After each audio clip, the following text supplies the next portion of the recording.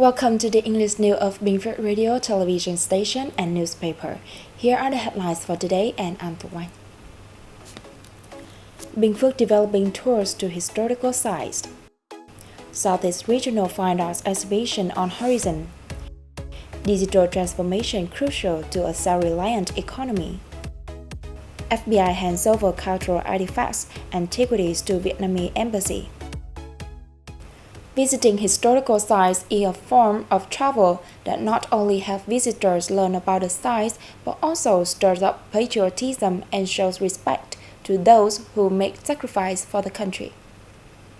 Bình Phước province boasts a lot of historical and cultural relics, including national relics, especially Tạ Thiết Base, which is the foundation for the province to develop this form of tourism. Each trip is an opportunity for visitors to learn and express their gratitude to previous generations who sacrificed and devoted themselves to the homeland.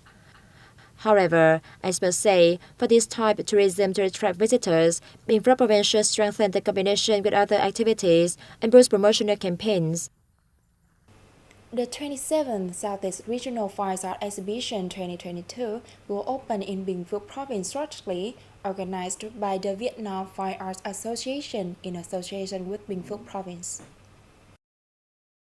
In addition to the host Bình Phước Province, participating in this year's exhibition are 8 provinces: Bà Rịa Vũng Tàu, Bình Dương, Bình Thuận, Đắk Nông, Đồng Nai, Lâm Đồng, Ninh Thuận, and Tây Ninh. Of the 150 works on display, 23 are sculptures. Visitors can admire artwork rich in topic and created on different materials such as lacquer, oil, acrylic, wood, artificial stone, and others. Bình Dương Province will have 28 pieces exhibited, the largest number of all exhibitors. Ninh Thuận will exhibit the least with 12. Bình Phước has 21 works displayed from 17 artists. The exhibition is a youthful aesthetic space, providing an opportunity for artists to introduce their passion to the public, contributing to the development of a Vietnamese aesthetic imbued with national identity. The Bình Phước Department of Information and Communications has handed over smart radio equipment to broadcasting units in Đồng Xoài City. 35 smart speaker sets with 2 speakers each and specialized equipment have been installed in wards and communes around the city.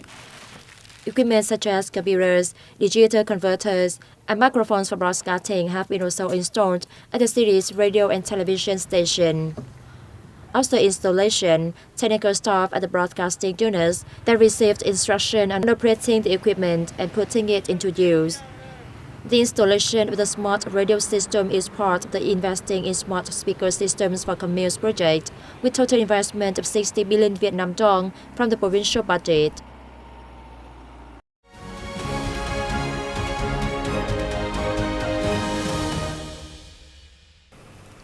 Prime Minister Phạm Minh Chính on August 8 described digital transformation as an important tool for the building of an independent and self-reliant economy and extensive and effective integration into the world. Prime Minister Phạm Minh Chính made the remark while chairing the third meeting of the National Committee on Digital Transformation in Hanoi. The Ministry of Information and Communications reported that digital transformations were promoted strongly and reap encouraging outcomes in the first half of 2022.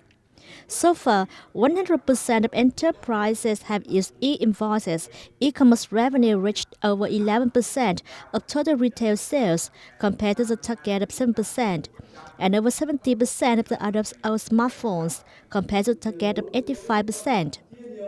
Mr. Chính, who is also head of the National Committee, said digital transformation needs constant reforms, a breakthrough mindset, a strategic vision, proactiveness, and creativity. He underlines the importance of mobilizing every resource for the work, especially through the public-private partnership, while ensuring harmonious interests among the state, people, and enterprises. The Foreign Ministry organized a ceremony in Hanoi on August 8 to fly the Asian flag in celebration of the Bloc 55th founding anniversary and 27th anniversary of Vietnam's accession to the regional organization.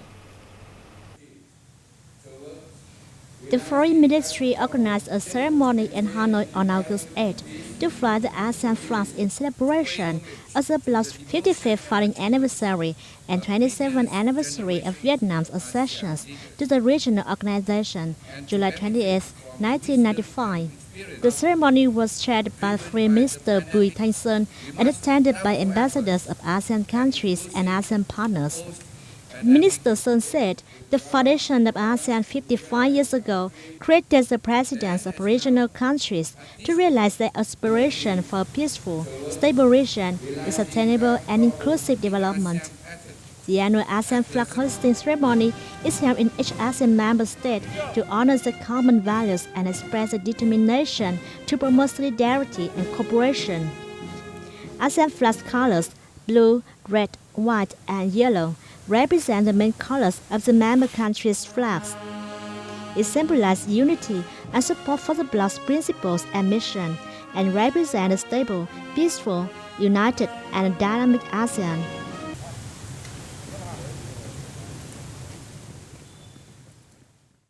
The Vietnamese embassy in the U.S. has received cultural artifacts and antiquities from the U.S. Federal Bureau of Investigation, which discovered and seized a large collection of more than 7,000 cultural artifacts illegally held by an American citizen.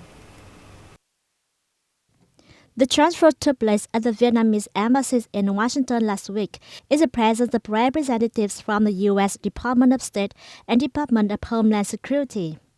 FBI took possession of more than 7,000 artifacts illegally acquired by an American citizen during an operation from 2013 to 2014.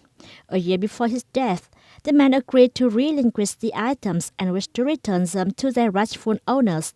The FBI has managed to identify several unidentified artifacts from Vietnam. The items will be transferred to the Ministry of Culture, Sports and Tourism.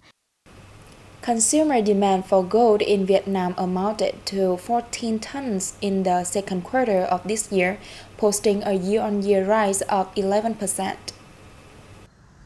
The World Gold Council's Gold Demand Trends report for quarter 2 indicated that of the figure, gold bar and coin accounted for 96 tons, up 5%, and jewelry 4.5 tons, an increase of 28% compared with the previous year. The council experts said investors have turned to gold to hedge risks due to concerns about escalating inflation and the weakening of the Vietnamese dong, adding that it reflects in the record high premium for domestic gold investment.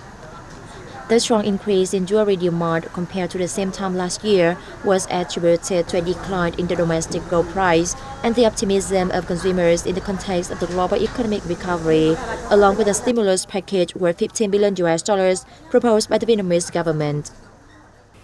That's all for today on BPTV News. Thank you for your watching and goodbye for now.